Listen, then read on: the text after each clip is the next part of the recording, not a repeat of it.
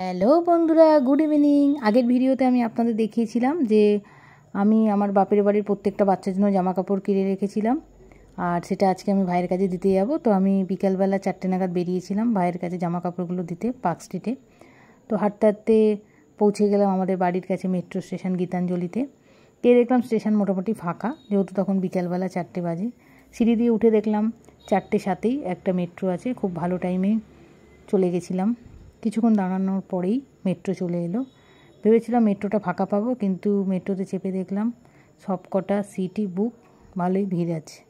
যেহেতু এখন পুজোর সামনে চলে এসছে, সবাই মার্কেটিংও করতে যাচ্ছে, আবার অনেকে কাজ থেকেও ফিরছে। যাই হোক, পৌঁছে গেছিলাম পার্ক স্ট্রিটে। এটা হচ্ছে পার্ক স্ট্রিট মেট্রো স্টেশন। খুব সুন্দর, বেশ বড় সড়ো, মোটামুটি ভিড় ছিল।